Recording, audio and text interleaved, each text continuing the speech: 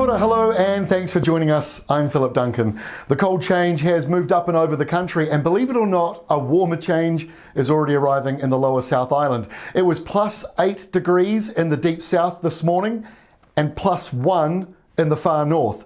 The wrong way around. But that's because the polar change takes a day to get up to the north of the country from where it starts, and then when the next warmer airflow comes in, guess where it comes in first? The lower part of New Zealand. So southern New Zealand is already warming up because when you track the origins of this airflow, it's now coming out of Australia, not from Antarctica. Northern New Zealand is the same, so everyone's going to get a gradual warming up, not very rapidly. We've got a bit of a couple of cold days on the way because of the southerly flow still. But as I say, it's now coming out of Australia. It's no longer an Antarctic blast. But the Antarctic side of it is still creating some very big waves. We've got some good news for Wellington. The worst of the waves are going out. This is lunchtime today, Wednesday. The worst of those waves and swells moving right out to the Chatham Islands. Still clipping places like Mahia Peninsula and obviously the wider upper coast, and still very rough around Wellington, but it shouldn't be as bad as it has been.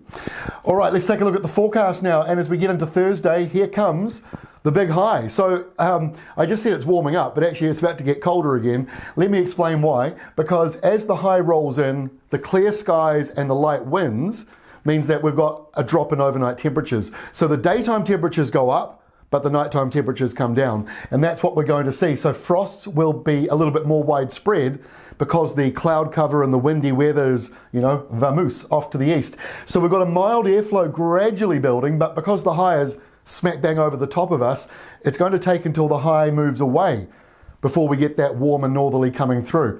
So let's have a look at the temperatures as we get into tomorrow night. This is going into Thursday night, and you can see very cold across the north, but warming up as we get into the western side, because on Friday, as that high shifts a little further to the east, I just said that northerly wind will start to come in, and that's going to warm up western areas of the South Island. Mostly dry, still a bit of a cool southeast breeze just up around East Cape, and also a little bit cool still around the Bay of Islands with that easterly wind. You can see the dark blue line there that indicates that very cold air that came up. Still actually pretty close to northern New Zealand, even on Friday.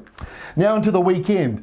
It doesn't change a great deal, but the high does shift a little further out to the east. Those northerly winds start to move through a little bit further, and by the time we get to Sunday, again, no real change. The high is firmly in charge of us, a bit of a southeast flow, and those northerly winds are coming down. But this high is certainly in control of the country as it moves on through.